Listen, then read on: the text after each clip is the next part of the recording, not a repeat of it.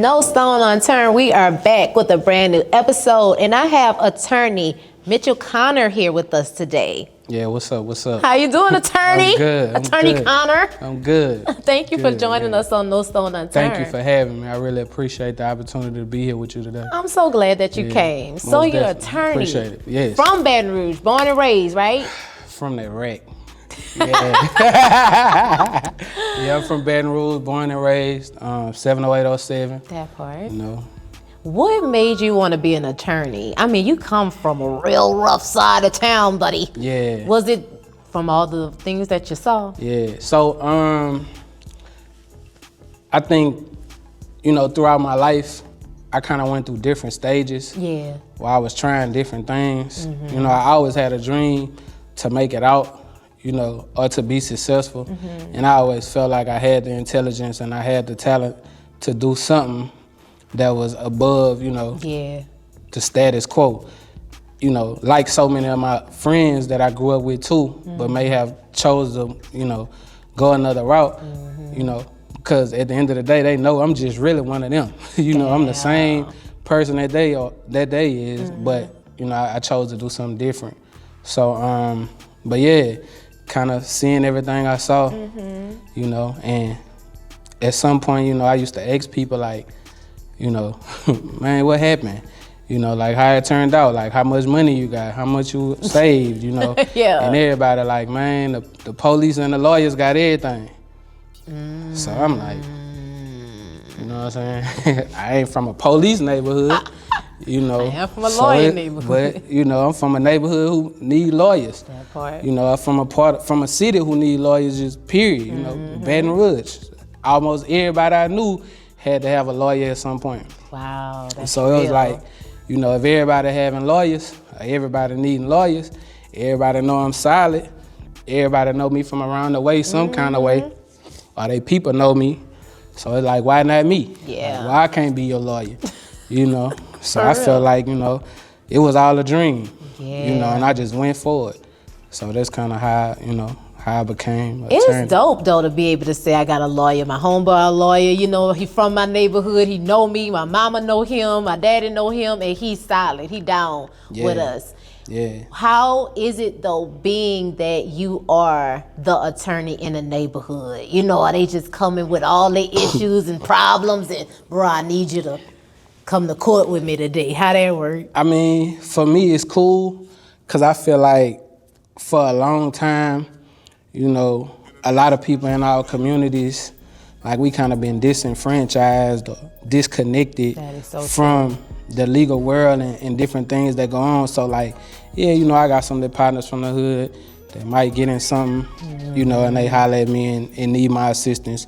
And I try to help them the best way that I can, just like I would do in it, mm-hmm. you know, in my other clients. But I do have an understanding of what the environment is and what it's like. But, you know, more important than that, you know, I think too, a side of it that people don't really consider is like the older people that I know. Mm-hmm. Like growing up in my hood, mm-hmm. like it was like families. So everybody family knew each other family. So it's like the kids, the grandkids, you know what I'm saying? Yep. All the way down. So it's like, you know, letting people know what their rights was, like with property. That's right. You know, and, you know, how to not lose their homes and, you know, how to secure, you know, the things that we've been working for all our lives and helping people with wills and, mm-hmm. you know, successions and different stuff like that. So that was kind of like, you know, something else that I got to see. And it's from somebody, all of the stuff that I do is also from somebody that speaks these people's language. That's part. You know, and I'm one of them. And they know my mama. Mm-hmm. Like my mama real popular. My mom was the candy lady in my neighborhood. Oh yeah. So I grew up, she was you know, I grew up the candy lady baby. You know, I'm working in the candy shop at a young age type. Mm-hmm. So I kind of was raised like some of the people who we see in these stores that have their children work in the store, you know, that was me. So I've been a hustler all my life, you know. But. Has it ever been someone that you had to turn down and say, man, no, I don't think I can represent you? Yep. Yeah? Yeah. I turn down people all the time if I don't feel like it's a good situation. Mm-hmm.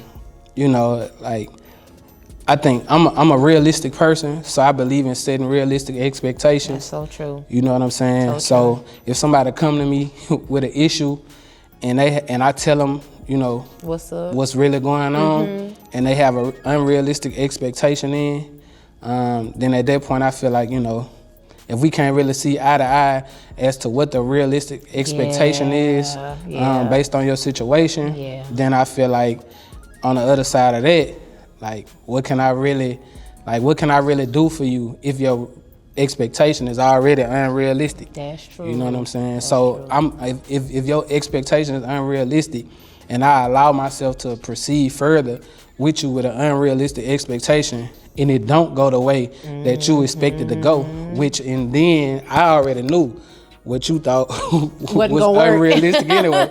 So it's like if what I thought was gonna happen, now you mad at me like I ain't handle my business or I ain't do my job. So you know, some of those situations, you know, you kind of have to, you know, pick and choose what to do. That's real. That's real. Definitely. Being that you are the attorney in the neighborhood, you that guy who can help me out in the jam. You know, is it a lot of, man, I just need you to come represent me. Just, you know, can you do it on the muscle? You know, I know, come on, you know, we're from the hood. You know, it's not a lot of people who can, they might need an attorney, but may not be able to afford an attorney. Right. So do you find yourself doing a lot of that type of work? So I think like with me, I think people have seen me at different stages in my life. Like everybody who know me from something else. Got it. Other than being an attorney. So now I'm just getting to the point to where people know me from actually being an attorney. I done been a football coach. You know, I used to sell peanuts at Southern Game from like 3rd grade to high school. So people know my face and, you know, I'm familiar, you know what I'm saying? Right. In so many places, in so many different ways, you know, that just, you know, people respect my hustle. You know, they understand that this is a business. So, you know, sometimes, you know, I might throw something in or give them an outrageously low price, but I gotta charge you something. You know what I'm saying? So it's like, you know, I always try to look out for my people as best as I can, you know, if the situation permits. You know what I'm saying? But work is work. If it's gonna take me hours to do it, then, it's you know. a job. I need to be compensated. Cause if I ain't, you know, I'm an entrepreneur, so I work for myself. So if I'm not at work, then I could be at my house. That part. You know, I could be chilling doing my own thing or traveling or whatever I want to do. So if I'm working for you, then, you know, you kind of got to buy my time from me. You know what I'm saying? And everything ain't even worth buying my time back. So, you know. You better say that. Yeah. That part. Yeah. So if someone was in need of you and they were looking to get in touch with you, how can they find you? Like everybody say, I ain't hard to find. You know, North Baton Rouge, man. You go to North Baton Rouge, probably all over Baton Rouge, you know.